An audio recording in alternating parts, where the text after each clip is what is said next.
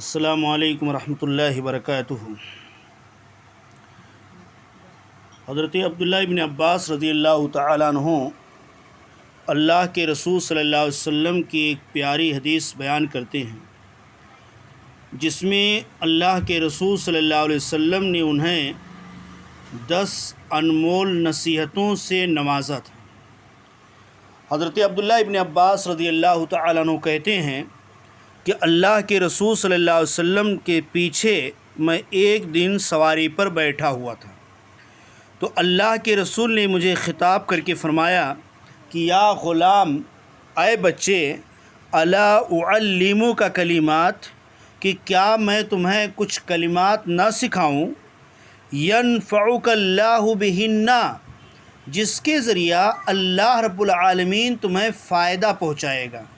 یعنی تمہارے فائدے کی بات، تمہارے نفع کی بات میں تمہیں نہ بتلاؤں؟ انہوں نے کہا کہ کیوں نہیں اللہ کے رسول، بتلائیے۔ اللہ کے رسول صلی اللہ علیہ وسلم نے انہیں پہلی نصیحت کیا، احفظ اللہ یحفظک، کہ اے بچے تم اللہ کی حفاظت کرو۔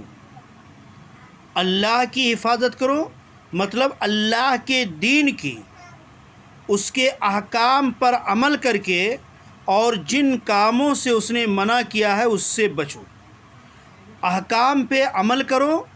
اور اس کے منہی عنہوں سے، جس سے روکا ہے، اس سے بچو۔ تو اس طرح اس کے دین کی حفاظت کرو، یحفظک، وہ تمہاری حفاظت کرے گا۔ یعنی اگر تم اس کے دین کی حفاظت کرو گے تو وہ رب تمہاری حفاظت کرے گا۔ دوسری نصیحت آپ نے فرمایا، احفظ اللہ تجدہ تجاہک، کہ تم اللہ کے حدود کی پابندی کرو، اللہ کے دین کی حفاظت کرو، اللہ کے احکام کو فالو کرو، اور تم اسے اپنی مدد کے لیے پاؤ گے، یعنی وہ تمہاری مدد کے لیے موجود ہوگا، وہ تمہاری مدد کے لیے جو ہے سامنے ہوگا۔ تیسری نصیحت اللہ کے رسول نے کیا، اذا سألت فاسأل اللہ، کہ جب تم سوال کرو، جب بھی تم کچھ مانگو یا مانگنا چاہو تو صرف اور صرف اللہ سے مانگو، یعنی کسی اور کے سامنے، کسی اور در پہ اپنے سر کو نہ جھکاؤ، کسی اور کے سامنے اپنے ہاتھ کو نہ پھیلاؤ، کسی اور سے سوال نہ کرو۔ جب بھی مانگنا ہو تو اپنے رب سے مانگو۔ اور اس کے بعد چوتھی نصیحت آپ نے کیا، وَإِذَا اسْتَعَنْتَ فَاسْتَعِنْ بِاللَّهِ، کہ جب تمہیں مدد کی ضرورت ہو، جب تمہیں اللہ کے ہیلپ کی، مدد کی، نصرت کی ضرورت ہو، تو تم نصرت، مدد اللہ سے طلب کرو۔ اللہ کے علاوہ کسی سے مدد اور کسی سے ہیلپ مت مانگو۔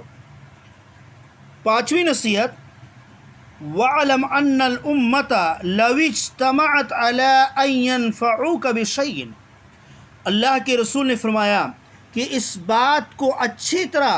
دماغ میں بٹھا لو، یقین کر لو، اپنا ایمان اور اپنا عقیدہ بنا لو اس کو، کہ ان الامۃ لو اجتمعت، کہ پوری امت، پوری انسانیت، دنیا کے تمام لوگ، سارے لوگ، لو اجتمعت، اکٹھا ہو جائیں، جمع ہو جائیں، مل جائیں، کس کام کے لیے؟ علی ان ینفعوک بشیء،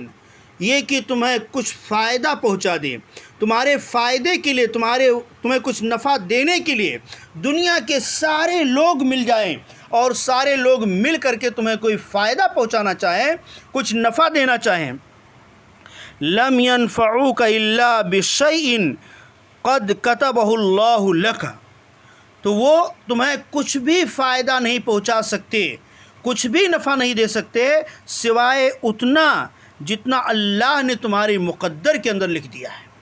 تمہاری تقدیر کے اندر، تمہاری نصیب کے اندر جو اللہ نے لکھ دیا ہے، اس سے زیادہ ایک رتی برابر، ایک ذرہ کے برابر بھی تمہیں زیادہ فائدہ نہیں پہنچا سکتے۔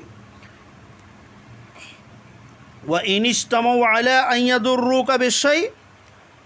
اگر یہ پوری دنیا کے پوری کائنات کے لوگ اکٹھا ہو جائیں، سب مل کر کے جمع ہو کر کے تمہیں کوئی نقصان پہنچائیں، تمہیں کوئی تکلیف پہنچائیں، تمہارا کچھ بگاڑنا چاہیں، لم یضروک الا بشیء قد کتبہ اللہ علیک، تو وہ تمہارا کچھ نہیں بگاڑ سکتے، تمہیں کچھ تکلیف اور نقصان نہیں پہنچا سکتے سوائے اتنا جتنا اللہ رب العالمین نے تمہارے اوپر لکھ دیا ہے۔ یعنی اللہ نے جو تمہارا نقصان لکھ رکھا ہے وہ ہو کر رہے گا،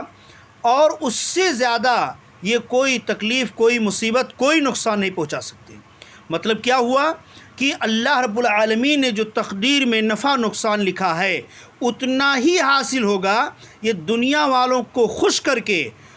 اگر تم نفع چاہتے ہو، اللہ کو ناراض کر کے، اللہ کی نافرمانی کر کے اگر تم فائدہ چاہتے ہو تو یہ تمہاری غلط فہمی ہے۔ یہ دنیا کے سارے لوگ مل کر کے تمہیں ذرا بھی فائدہ نہیں پہنچا سکتے۔ اور اگر تمہیں یہ خوف ہو رہا ہے کہ اگر ہم نے دنیا والوں کی مخالفت کیا، اگر ہم نے ان کے اگینسٹ چلا تو یہ ہمیں کوئی تکلیف پہنچا دیں گے، نقصان پہنچا دیں گے، اگر ہم نے حق کی پیروی کی، حق بات کو فالو کیا، اللہ کی اطاعت اور فرما برداری کیا تو یہ لوگ ہم کو نقصان پہنچا سکتے ہیں، تو یہ عقیدہ مضبوط کر لو کہ پوری دنیا کے لوگ مل کر کے تمہیں کوئی نقصان نہیں پہنچا سکتے۔ اس کے بعد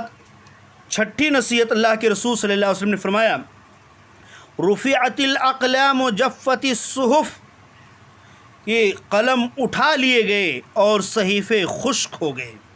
مطلب کیا ہے کہ تقدیر لکھی جا چکی ہے، اور تقدیر لکھنے والا قلم اب لکھنے سے اٹھ چکا ہے، اور لکھاوٹ جس میں تقدیر لکھی گئی وہ سیاہی خشک ہو چکی ہے، اب اس میں کوئی تبدیلی نہیں ہوگی۔ اللہ رب العالمین نے جو تمہاری مقدر میں، تمہارے نصیب میں لکھ دیا ہے وہ ہو کر رہے گا۔ دنیا والوں کے چاہنے سے، دنیا والوں کی کوششوں سے نہ تمہیں کوئی فائدہ پہنچے گا اور نہ تمہارا کچھ نقصان ہوگا۔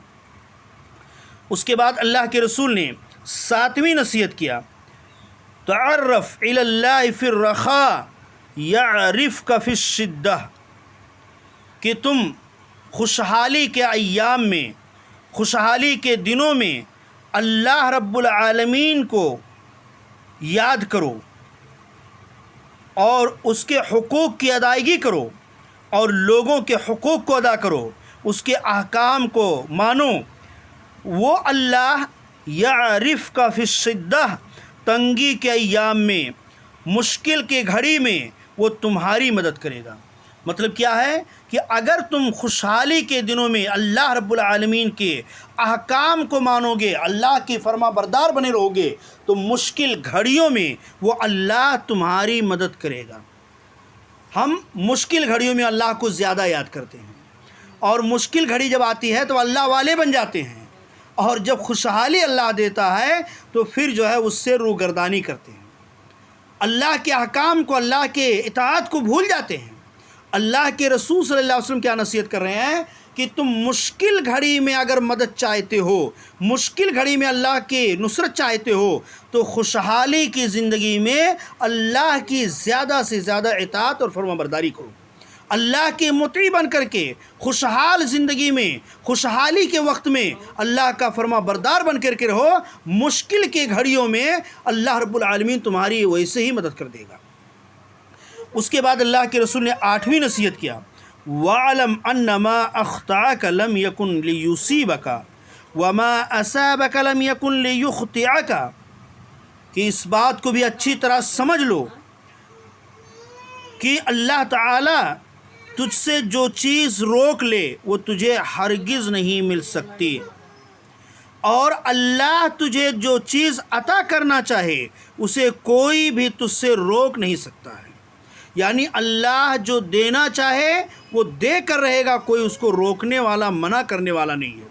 اور اللہ جو تم سے روک لے وہ کوئی عطا کرنے والا، دینے والا نہیں ہے۔ ہم ہر نماز کے بعد، سلام پھیرنے کے بعد، فرض نماز کے بعد اللہ سے دعا کرتے ہیں، دعا پڑھتے ہیں، لیکن کیا کبھی ہم نے اس پہ غور کیا کہ دعا کا مطلب کیا ہے، اور ہم اس دعا کے مطابق اپنے عقیدے کو درست کیے؟ ہم دعا پڑھتے ہیں فرض نمازوں کے بعد، اللہم لا مانع لما اعطیت، کہ اللہ کوئی روکنے والا، منع کرنے والا نہیں ہے جسے جو تو دے،